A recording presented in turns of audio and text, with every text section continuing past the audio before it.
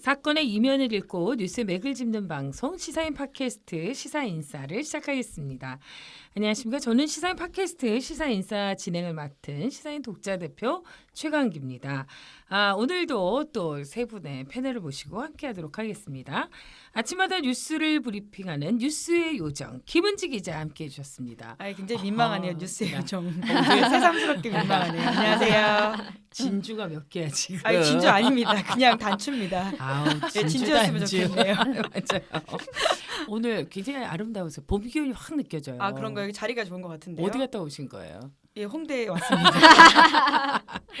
좋아요. 센스 쩔어요. 네. 시사인 팟캐스트를 도맡아는 시사인 팟캐스트 와타리 윤한선 온라인 에디터도 함께해 주셨습니다. 안녕하세요. 네. 오늘 그 라인은 우유빛깔 라인인가요? 뭐죠? 화이트. 네, 좋아요, 좋아요. 분위기 아주 화사하고 좋아요. 난 이 멘트가 제일 그런데 외로워도 쫓겨나도 나는 취재할래. 캔디 기자 말고 삐삐 기자 지난주 휴가 갔다 왔습니다. 김연희 기자 반가워요. 네, 안녕하세요. 사회팀의 김연희 기자입니다. 네, 갔다 오더니 훨씬 더 이렇게 되게 또 좀 사람이 좀 깔끔해지고 깔끔해졌다고요? 색깔을 맞춰. 그러니까 여기는 와인이야 와인. 네. 그래. 술색. 어떻게 이따가 술이요? 술 많이 드셨나봐요 기간 동안. 술이라도 한 잔? 어디로 휴가 갔다 왔어요? 저 제주도 다녀왔어요. 그래 어땠어요? 제주도 날씨가 너무 좋더라고요. 네. 그게 끝이에요. 바람 많이 안 이렇게- 불었어요?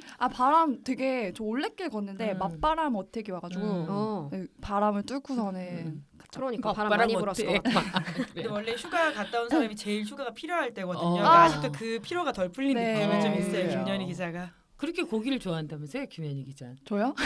삼시세끼 고기만 먹는다고. 네. 사주시면 엄청 좋아하죠. 누가 사준 네. 고기만 먹는 거야. 사먹는 고기는 안 먹고.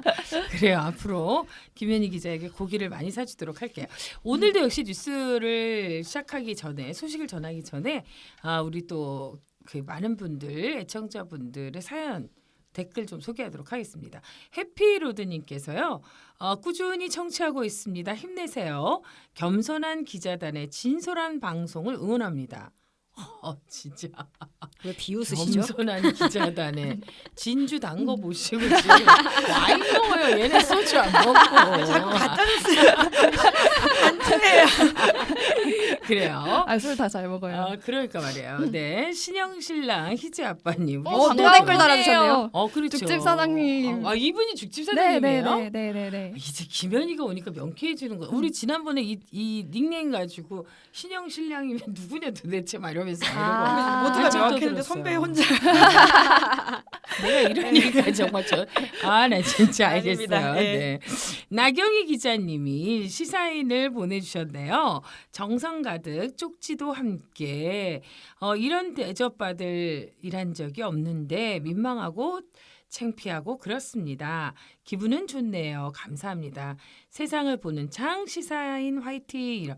이분이 죽집 사장님이셨구나. 그 감사해요. 댓글에 글만 쓰신 게 아니라 그 사진을 같이 첨부해서 올려주셨어요. 그러니까 나경현 기자가 네네. 포스트잇에다가 이렇게 쪽지를 써서 붙인 시사인 사진을 댓글에다가 아유, 올려주셨더라고요. 세상에. 그 진짜? 책에 같이 사진이 등장하셔서 그때 저희한테 맞아. 그 사진 증정하는 기억나요. 사진이 저희 기사에 그래요. 실려가지고 또 저희가 특별히 이거는 꼭 보내드려야 된다 해서 나경희 기자가 챙겨서 보내드렸어요. 그래요. 정말 감사한 분이에요. 진짜 사람과 사람 마음은 언제든지 다 통한 것 같아요. 대박 나시고 늘 건강하시 바랍니다. 또 밀란국수님께서 가장 애정하는 언론사 시사인 돋보기를 쓰고도 안 보여 진짜. 가장 애정하는 언론사 시사인 정말 옥구슬 같은 목소리로 진행해 주시는 최강기님. 감사합니다. 밀란국수님. 제가 노안이 와가지고 잘 보이지 않는 게 문제네요. 새벽 시사요정 김은지 기자님. 패션과 목소리가 너무 섹시하신 윤원선님. 어머. 알아보시네요. 저분 누구죠? 네. 조심해야 돼 그러니까. 진짜. 정말 감사하네요. 방송의 힘이야. 네. 그다음에 휴가 가신 삐삐 기자님까지 우리 삐삐 기자 이제 닉네임 됐어요. 네. 케미가 너무 좋으세요. 이런 내용과 구성원이면 뉴스공장, 다스베이다 깨부술 것 같아요. 시사인사 화이팅. 가족이다 이건.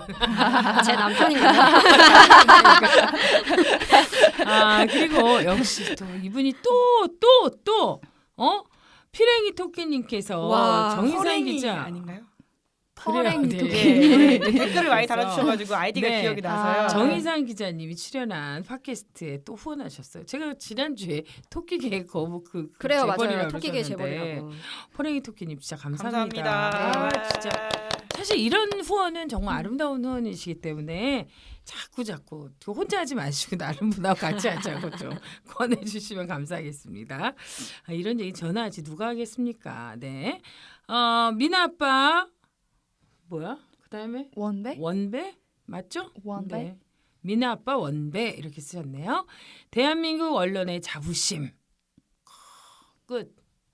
아, 끝이에요? 이거예요. 네. 감사합니다. 감사합니다. 나도 정말 이렇게 짧은 댓글 진짜 감사합니다. 네. 팜빵님께서는요. 좋은 내용 잘 듣고 있습니다. 보통 팟캐스트 출퇴근 시간에 듣고 있습니다. 외부 소음 때문에 대화 내용이 잘 들리지 않네요. 다른 대부분의 팟캐스트는 잘 들려. 죄송합니다. 이어폰만의 문제는 아닌 듯합니다. 이런 얘기 해주셨어요. 네, 저 볼륨을 좀 높여야 될 것 같아요. 크게 좀 합시다 예. 우리. 네. 어떤 소음을 뚫고도 깨끗하게 전달될 수 있도록 최선을 다하도록 하겠습니다. 좋은 만남님께서요. 수고하십니다. 마이크를 입에서 떨어진 상태에서 녹음을 했는지 소리가 작습니다. 볼륨을 평소보다 올려야 합니다. 녹음 상태를 체크해 주시면 좋겠습니다. 라고 얘기해 주셨네요. 자, 지금부터 마이크 테스트 한번 해보도록 하겠습니다. 안녕하세요. 최강기입니다. 예, 안녕하세요. 삐삐 기자 김연입니다. 더 가까이 되세요. 네. 노래 한 곡. 너무 옛날 스타일 아니신가요? 너무 가뿐싼데 지금? 부를 뻔했어. 너무 가뿐싸야. 아, 불을 부를 뻔했어. 그럼 진짜. 불러주세요. 들어오셔가지고. 얼굴이 빨개질 정도로 준비했던 것 같아요. 김은지 기자도 잘 네, 들리죠? 가까이서 이야기하겠습니다. 알겠습니다. 예, 잘 들려요. 아 그래. 예, 제가 지금 제가 헤드폰을 제일 쓰고 있거든요. 문제 아니야? 자기가 섹시하게 보이는 유는 마타리 좀 잘해주시기 바랍니다. 우리 다 같이 힘내서 자 1부 시사인이 골라주는 뉴스픽 이제 시작하도록 하겠습니다.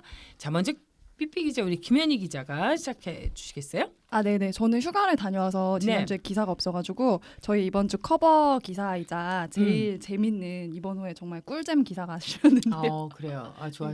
보이시나요? 네. 그래서 이 기사를 들고 왔습니다. 2차 북미 정상회담 닷새전인 지난 2월 22일에 스페인 북한 대사관에 괴한이 침입한 사건 다들 알고 계실 텐데요. 그 2차 북미 정상 실무 협상을 담당했던 이분 이름을 기억하셔야 되는데 김혁철 북한 대미 특별 대표가 2017년까지 이곳 스페인 북한 대사로 근무한 바가 있어서 더 눈길을 끄는 사건이었어요.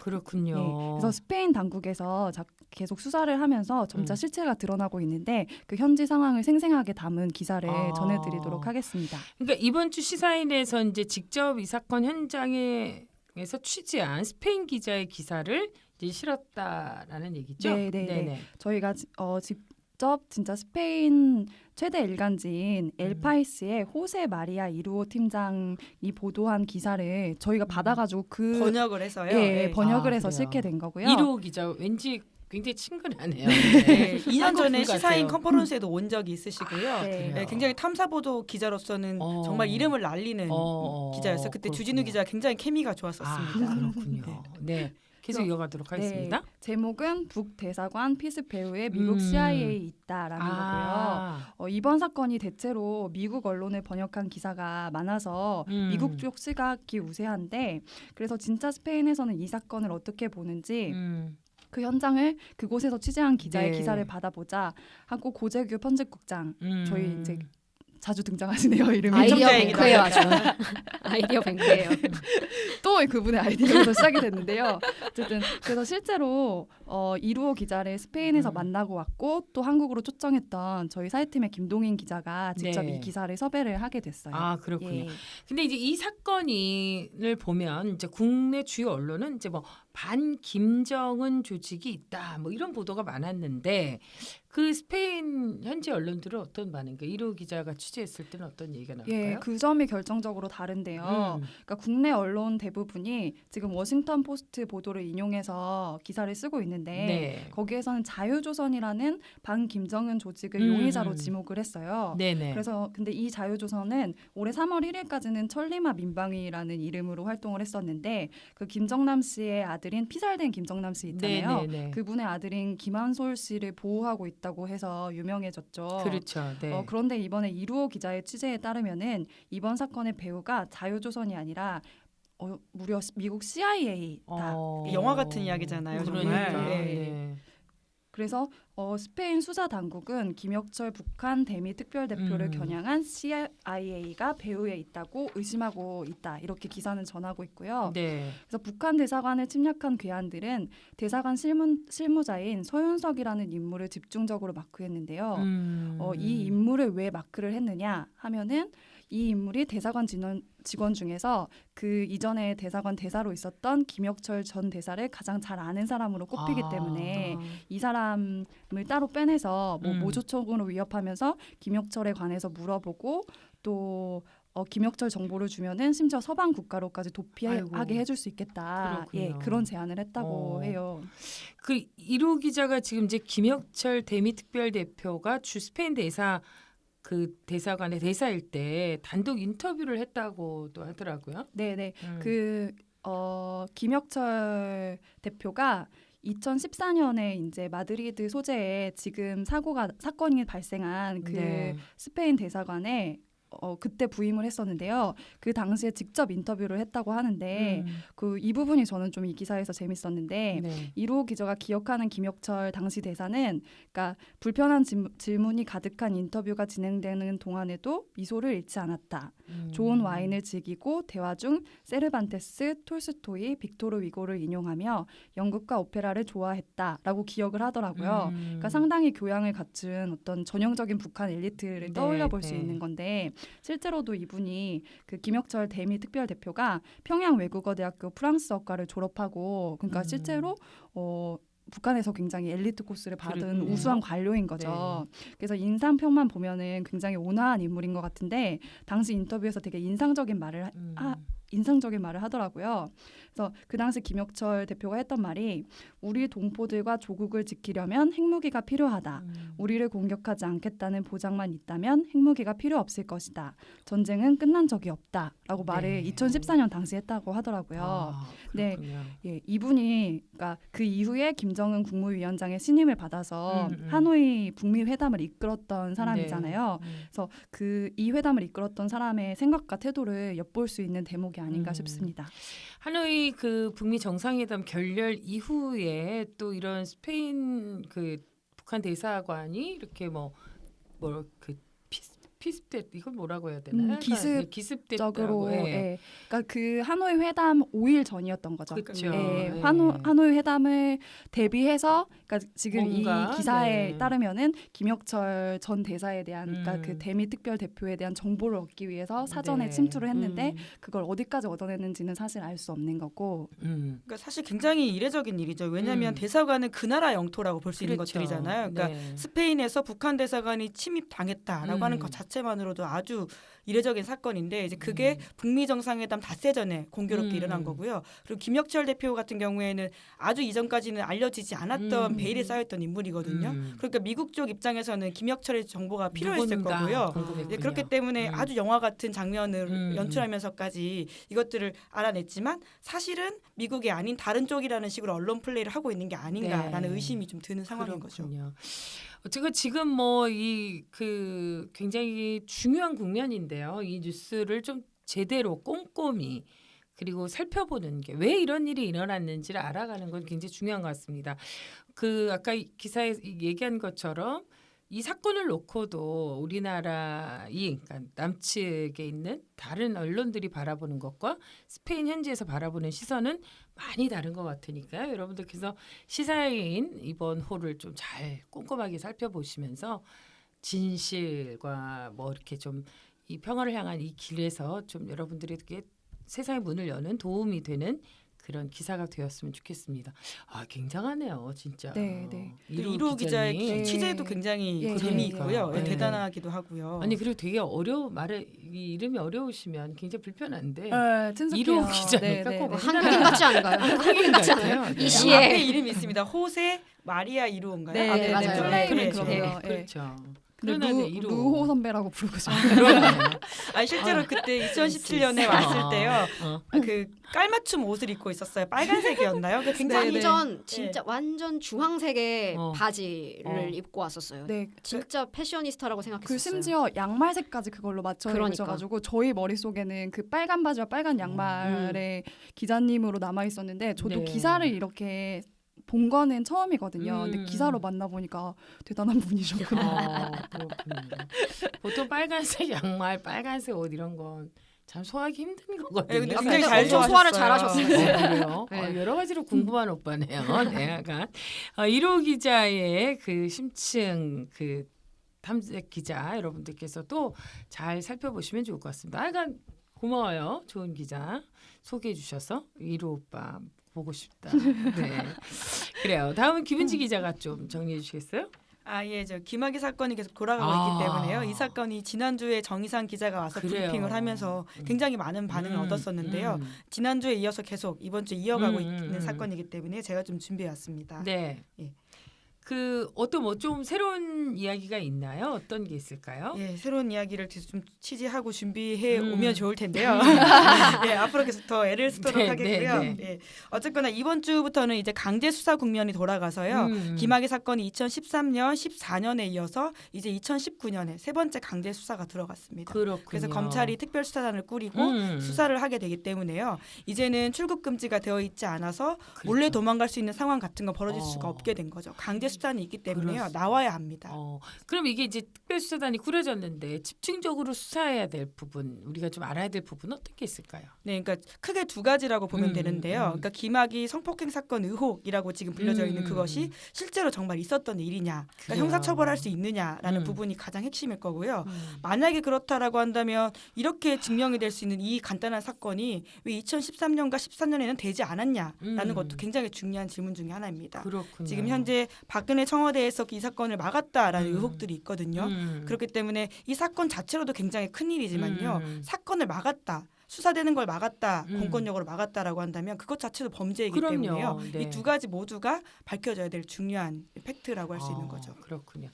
그러니까 그 질문에 이제 답을 하기 위해서는 아무래도 2013년 그 당시로 가서 그 상황을 좀 다시 한번 정리해봐야 될 필요가 있을 것 같아요. 어떻습니까? 지난주에 정의상 기자가 굉장히 잘 설명해 주시긴 했는데요. 그러니까 2012년 하반기에 서초경찰서를 중심으로 윤중천 씨 사건이 다르게 좀 수사가 되고 있는 중이었고요. 네. 그래서 당시만 하더라도 서초동을 중심으로 그 김학의 성 동영상이 있다라는 소문이 파다했다라고 합니다. 예. 저도 2013년에 취재할 때 그런 얘기를 들었던 적이 있는 것 같거든요. 그리고 지난주에 나온 상황이긴 한데 박영선 현재 장관 후보자 그리고 박지원 의원 뿐만 아니라 또 지금 민주평화당의 이용주 의원까지도 그때 그 영상을 맞아요. 다 봤다라는 봤다고 이야기가 그러더라고요. 나오잖아요. 네. 그러니까 그만큼 흔한 이야기였는데 왜 청와대만 그걸 몰랐냐라는 건 사실은 있을 수 없는 일이거든요. 그렇죠. 그러니까 결국은 보고도 못 본 채 하거나 혹은 위에서 누가 찍어 눌렀다라고밖에 볼 수 없는 건데요. 그와 관련되어 있는 의미 있는 진술들을 저도 취재하는 상황에서 듣게 됐는데 당시 상황을 잘 알고 있는 한 사정기관 관계자가 이렇게 저한테 이야기했거든요. 네. 김학의 전 차관에 대한 검증 자료가 청와대 윗선으로 올라가자 이렇게 하면 큰일 난다. 이 사람은 박근혜 대통령이 직접 챙기는 사람이다라고 하면서 혼이 나고 그리고 나서는 그 경찰 관계자들을 청와대로 불러들였다라고 하는 거예요. 이제 그러니까 사실은 알았지만 다들 찍어 눌렀고 그리고는 이 사실을 은폐했다라고 볼 수 있는 것들인 거죠. 그러니까 그 지난주에도 정의상 그 기자도 나와서 얘기했지만 이미 초기 수사 단계에서 다 밝혀졌다라는 거였잖아요. 네, 이미 그렇죠. 수사는 모를 수 없는 끝난 내용이라는 거였다라고 거죠. 얘기를 했는데 그 문제는 이제 그리고 이번에 그 청문회 과정에서도 박영선 그 지금 장관 국회의원이, 후보자. 장관 후보자가 그 2013년에 법무부 장관에게 말했다. 예, 알고 그랬더니 있다. 귀까지 빨개졌다. 맞아요. 말하면서 예, 물론 황교안 그러니까요. 대표는 지금 그걸 부인하고 있긴 한데요. 상황을 굉장히 자세하게 기억하고 있기 때문에 아니 그 화면도 나오더만 요즘은 네. 요즘 빼빼 빼박이야 빼박. 어디서 우리말이야. 할 말을 해야 되는 거 아니에요? 그리고 진짜? 조홍 대표는 그게 없었다가 아니라 기억이 안 난다라고 말하고 있기 때문에요. 예, 굉장히 좀 신빙성은 조금 더 박영선 후보자나 박지원 의원 쪽에 있지 않을까 싶긴 해요. 나는 가끔 기억이 안 나는 후배가 있을 때 뒤통수한테 딱 치면 기억이 딱 나는데. 기억이 나나요? 네. 황 대표에게 그럼 한번 내가 한번 네. 필요하면 누가 한번 가서 네. 기억을 살려주는 그러게 뒤통수. 말이에요. 네. 아 경찰이 이제 본격 수사를 했더니 이제 뭐 그 검찰이 이제 방해를 했다. 뭐 이런 얘기도 있어요. 네, 2013년에 그랬다라고 하는 그쵸, 건데요. 네. 그러니까 팩트만 보더라도 그래요. 왜냐하면 김학의 전 차관에 대해서는 체포영장 2차례 발려가 됐고요. 또 출국 금지 요청도 2차례나 발려가 됐습니다. 뿐만 아니라 통신사회 사실 조회도 4차례 발려가 됐고 압수수색 영장도 2차례 발려가 됐는데 그러니까 이게 정말 이례적인 일이거든요. 네. 웬만해서는 인신구속이 아니라요. 통신영장이나 압수수색 영장은 보통 청구하면 나오고요. 그쵸. 아주 드물게 법원에서 기각이 되는 경우가 있습니다. 그런데 이게 경찰이 신청하고 검찰이 안 받아주는 경우는 정말 없는 경우인데요. 이때 검찰이 아예 경찰이 보강 수사 더 해야 된다고 하면서 계속 반려했다라고 하는 거예요. 이 와중에 만약에 누구라도 출국했으면 정말 문제가 되는 상황일 텐데 이 정도도 받아주지 않았다라고 하는 거는 사실 일선 수사하는 경찰 입장에서는 방해받고 있다라는 느낌을 받을 수밖에 없는 그렇죠. 것 같고요. 그렇죠. 실제로 이런 여러 가지 정황들이 검찰에서 수사하는 걸 탐탁지 않게 여겼다라고 의심할 수밖에 없는 것들이 있죠. 그 김은지 기자가 뭐 이런 이제 검찰의 태도와 관련해서 불기소 결정문을 입수해서 뭐 꼼꼼히 살펴봤다고 하던데. 아, 네. 네. 제가 그때 상황들을 좀 받아가지고 내용들을 자세히 봤는데요. 네네. 그러니까 이게 불기소가 2차례 있잖아요. 2013년에 있었고 2014년에 있었는데요. 그러니까 검찰의 핵심 논리는 딱 이거예요.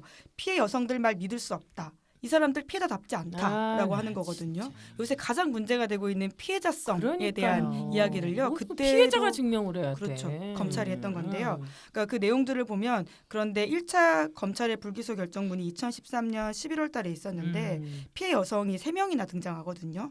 이 사람들 말이 되게 비슷해요. 그러니까 자기들이 당했던 피해라고 하는 게 먼저 윤중천 씨한테 강간을 당하고 그런 다음에는 어떤 방으로 자기를 밀어 넣어서 김학의 씨에게 또 당했다. 라는 식의 그러니까 공통의 여성들의 진술이 있었음에도 불구하고요. 이 여성들이 그 당시에 다른 사람에게 도움을 요청하지 않았다. 뭐 이런 식의 이야기를 하고 그 이후에 여전히 윤중천 씨를 만났기 때문에 피해자답지 않다라는 이야기를 하면서 이 사람들의 신빙성을 탄핵하는 식으로 합니다. 사실 요즘에 와서 보면 굉장히 문제가 될 수 있는 그렇죠. 행태거든요. 그럼요. 그러니까 오히려 김학의 씨를 자꾸 불러서 물어봤어야 되는데 가해자한테 물어보지 않고 끝없이 피해자에게 그러니까요. 증명하라고 하는 태도였고요. 그래서 그때 무혐의가 났습니다. 뿐만 아니라 2차 불기소 결정문도 똑같이 피해자 탓을 하고 있는 건데요. 그러니까 1차에 비해서 2차 때 그러니까 그 동영상 속 여자가 나다라고까지 이야기하면서 그 여성분이 맞아요. 용기 내서 말을 했는데요. 왜 이 사람의 말을 믿을 수 없다라고 하냐면 1차 때 말 안 하다가 2차 때 말을 했는데 그 말을 왜 바꿨는지에 대한 설명이 없다. 그렇기 때문에 이 사람 말은 신빙성이 없다. 합리적 설명이 없다. 이러면서요. 검찰이 이 여성의 말을 믿을 수 없기 때문에 아예 김학의 전 차관에 대해서는 제대로 조사도 안 하고요. 불기소를 한 거죠.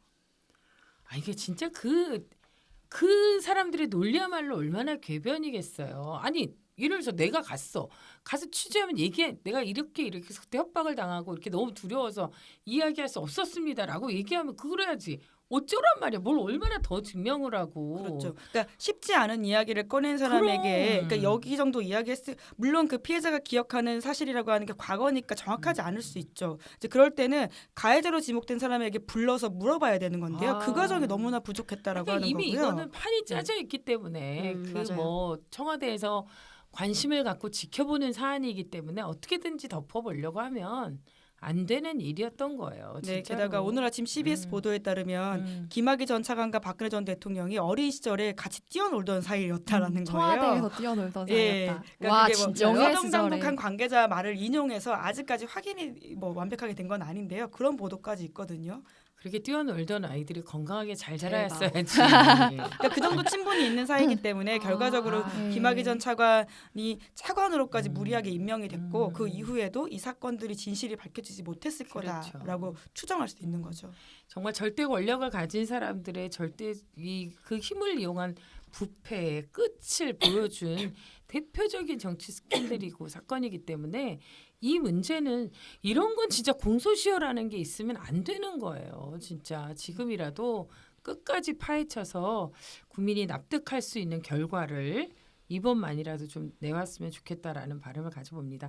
이 김학의 사건 또 뭔가 새로운 소식이 있으면 김은지 기자 또 네. 계속 전해주시 바랍니다. 네, 자 윤현선 에디터 어떤 소식 또 갖고 왔죠? 예, 또 박근혜 얘기를 또 하게 되는데 요즘 끝이 없는 예, 들으시는 분들이 좀 얹어지실 것 같은데 고재규만큼이나 박근혜. 계속 같이 나오시네요. 예, 커플이신가 그러니까요. 보네. 네. 예, 시민들의 촛불 혁명으로 이제 박근혜 정부가 이제 물러나게 된 지가 이제 벌써 3년째인데요. 네. 그 박근혜 정권은 참 진짜 말로 다 못할 비리들을 많이 저질렀어요. 그 중에 하나가 문학의 블랙리스트였는데요. 그렇죠. 예, 오늘 소개해드릴 내용은 이 블랙리스트 문제에 꾸준히 관심을 갖고 있는 분에 대한 이야기입니다. 그렇군요. 이게 문학의 블랙리스트가 당시 꽤 시끄러웠는데 이제 어떻게 보면 되게 잠잠해졌거든요. 근데 이게 계속해서 관심을 가지고 사는데 왜 이렇게 좋은 일을 하시는 분들이 이렇게 또 이렇게 되었는지 궁금하네요. 누구인지도 궁금하고. 아, 예. 요즘은 TV에도 되게 자주 나오시는 분이라 익숙하신 분들이 많으실 텐데요. 네. 바로 심용환 씨입니다. 음. 이분이 최근에 책을 내셨으니까 제가 작가라고 호칭은 네네. 하도록 하고요. 이분이 지난 1년간 문화예술계 블랙리스트 진상조사 및 제도 개선위원회라는 곳에서 이제 편집위원으로 활동을 하셨대요. 그러다 보니까 이제 이 블랙리스트 사건의 전모를 되게 깊숙이 들여다볼 수가 있었고 그러다 보니까 이게 블랙리스트 사태가 그냥 잊혀져서는 안 되고 이렇게 역사가 되어야 되겠다는 생각에 책을 쓰기로 다짐을 하셨대요. 네. 그 결과 이제 책을 쓰셨고 그 책의 제목이 우리는 누구도 처벌하지 않았다라는 책을 쓰셨습니다. 그렇군요. 이 보면 이분이 학원에서 역사를 가르치는 강사 예, 예전에 강사였. 네, 얘기가 네. 있던데 어쩌다가 이렇게 사회적인 목소리를 또 내게 되셨는지도 궁금하네요. 네네. 3년 전에 있었던 국정교과서 논란이 기점이었다고 네네. 해요. 아, 그때 학원 강사로 일하고 있었는데요. 기존의 역사 교과서를 음해하는 그 찌라시라고 하죠. 그런 유언비어들이 이제 카톡을 통해서 막 돌아다니니까 여기에 분노해서 유언비어 반박문을 만들었대요. 그걸로 인해서 이제 순식간에 유명해졌고 언론 인터뷰에도 많이 나가고 했는데 국정교과서 논란에 앞장섰다는 이유로 이제 학원에서는 이제 일자리를 잃게 됐다고 합니다. 그러니까 국정교과서가 진짜 이제 3년밖에 안 된 논란인 거잖아요. 그러니까 우리가 박근혜 이야기를 끝없이 할 수밖에 없는 그러니까요. 것 같아요. 근데 되게 오래된 네. 오래된 것 같죠. 한 네, 옛날 맞아요. 얘기 너무 많은 일이 일어나가지고. 아니 막 네. 지워버리고 싶은 역사가 그래서 그런지 몰라도 그런 것 같아요. 정말 이 블랙리스트 괴로워요 진짜. 근데 이런 분들이야말로 정말 오랜 아까 직장도 잃게 되고 사회적으로 예. 여러 가지 힘든 시간들을 보내셨을 텐데 이번에 쓰신 책은 어떤 내용인지도 궁금하네요. 네네. 말씀드렸듯이 블랙리스트에 관한 이야기인데요. 음, 특히 주목한 인물이 누구냐면 김기춘 당시 대통령 비서실장입니다. 그렇죠. 이분이 정무수석실을 중심으로 정부의 비판적인 문화예술인들에 대해서 지원 배제 방침을 지시한 그러니까 블랙리스트 사태의 핵심 인물이라고 할 수 있는데요. 이 심용환 작가의 표현에 따르면 김기춘이 블랙리스트를 만드는데 아주 열정적이었다고 표현을 하고 있습니다. 각종 시국선언 명단들을 이제 블랙리스트로 만들었는데요. 네. 그 안에는 이제 문재인 대통령 지지자도 있고 안철수 팬클럽 소속 작가도 포함되어 있고 그렇다고 합니다. 그리고 또 그렇군요. 이제 또 주목해야 될 인물이 이제 조윤선 전 문체부 장관인데 이 부분에 대한 대목도 있고 김기춘의 시대는 저물어도 조윤선의 시대는 저물지 않을 것이다. 이런 표현도 나온다고 합니다. 아 그래요? 다 진 태양들 아닌가요? 줘야 되는 거 아닌가요 지금? 근데 이제 지금 블랙리스트 사태를 보는 시각의 대부분이 지금 아까 그 작가님은 김기춘, 조윤선 같은 당시 이제 의사결정 과정에 좀 책임 있는 네네. 그런 사람들이었는데 당시 실무를 담당했던 공무원들에 대한 이야기도 또 있다고 그러더라고요. 예, 맞습니다. 어떻습니까? 김기춘이나 조윤선 같은 기획자들이 이를 주도한 것은 맞는데 블랙리스트를 완성한 거는 그 과정에 적극 가담한 공무원들이라는 그렇죠. 점에 주목을 하고 있어요. 근데 문제는 이들은 거의 처벌받지 않았다는 건데요. 심용환 작가는 처벌 없는 정의는 가능하지 않다고 얘기를 하고 있어요. 책의 제목도 이와 같은 맥락에서 이해를 할 수 있을 것이고 게다가 당시에 블랙리스트 사업을 공모했던 기관장들도 공직만 맡지 못할 뿐이지 각자의 대학으로 돌아갔거나 혹은 현장에서 여전히 영향력을 행사하고 있기 때문에 사실 네. 아직 블랙리스트 사건에 대한 처벌은 아직 끝나지 않았다고 볼 수 있을 것 같습니다. 그렇군요. 정말 그 역사의 진실을 밝히기 위해서는 아까 이분의 말에 저는 전적으로 동의하는 것 같아요. 그 처벌 우리가 어떤 문제든 다 그러잖아요. 그 책임자를 처벌하라라는 이야기가 어떤 구호가 아니라 이것이야말로 정의를 바로 세우는 가장 중요한 지름길이 아닌가. 네. 그래야지 그 다음에도 이런 불행한 역사는 되풀이되지 않는 거거든요. 근데 계속 위야무야 흐지부지 되니까 이런 일들이 계속해서 되풀이되는 것 같습니다. 하여간 이런 책은 또 좀 잘 팔려야 되는데. 맞아요. 문제도 책도 좀 잘 팔려줘야 되거든요. 또 신용환 작가가 나름 베스트셀러 작가여서 네, 맞아요. 앞서서 많이 팔렸던 책이 있기 때문에 네. 시장에서 또 주목을 받을 수 있지 그러니까요. 않을까 싶기도 하고요. 뭐 그 책은 그 책이고 이 책은 그 그러긴 하죠. 그렇죠. 네. 또 열심히 그렇죠.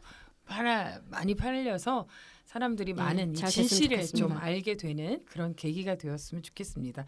아 저도 개인적으로는 이렇게 막 블랙리스트 이런데 낙인 찍혀가지고 계속 평생을 그게 살다 보니까 네. 진짜 어떨 때는 그게 매도 지원자께서, 예. 매도 하도 맞으면요 맷집이 생겨서 음. 아무 죄의가 없을 때가 있는데 참 우울한 일이에요. 우울한 그래요. 일이에요. 너무 누군가 많이 이렇게. 정신적으로 고통을 예, 받으셨잖아요. 이 블랙리스트에 그러니까요. 오르셨던 분들. 그리고 10년 동안 일자리가 없었다거나 혹은 5년 동안 일자리가 그래요, 없었다고 맞아요. 하는 게 이게 단순히 진짜 그러니까 말이 마음이 5년, 아픈 10년이지. 문제가 아니라 이게 예. 왜냐하면 이런 분들은 정해진 직장이 아니라 거의 프리랜서인데 그렇죠. 예. 이렇게 낙인이 찍히게 되면 사실 아무것도 할 수 음. 없거든요. 그러니까 사실 사회자님이 산 증인이셨네요. 네, 뭔가 이렇게 동병상련의 아픔이 오면서 많이 쉬었어요. 저도 아. 그래서 푹 쉬었어요. 이제 아주, 열심히 하실 수 있겠네요. 네, 근데 늙었어요. 그 사이. 그래요. 약간 슬픈 이야기인 슬프네요. 것 같아요. 아, 네. 웃긴 하지만 슬픈. 아, 그래요. 오늘 시사인싸 그 함께 여러 가지 이야기를 나눠봤는데요. 그 하여간 그 뭔가 이번 호에서 다루는 뉴스들을 보면 참 그 진실, 정의 이런 게 무엇인지 우리가 좀 다시 한번 되짚어 원칙 그 첫 마음을 생각하게 되는 그런 것 같습니다. 이게 정통 시사 주간지 시사인이 만드는 세상을 보는 첫눈 같은 잡지입니다. 여러분들께서 깨끗한 마음으로 한 페이지 한 페이지 넘기면서 우리 이루 기자님이 쓰신 현지에서 날려온 스페인 편지도 좀 잘 읽어주시면 좋을 것 같습니다. 아, 그게 제일 궁금하네.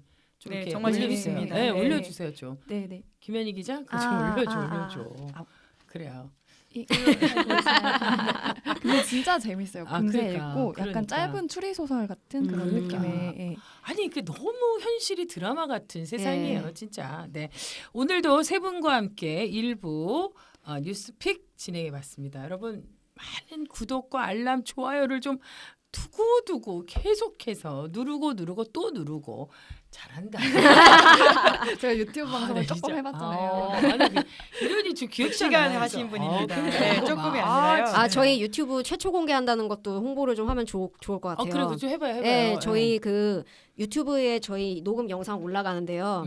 최초 공개 기능을 사용해서 올라가요. 그러니까 실시간으로 보시는 분들이 함께 채팅을 하면서 이야기를 오. 나눌 수 있는 방식이에요. 아. 저희 독자분께서 그 시사인 그래요, 가즈앙님께서 맞아요. 알려주신 네, 기능이잖아요. 네. 예.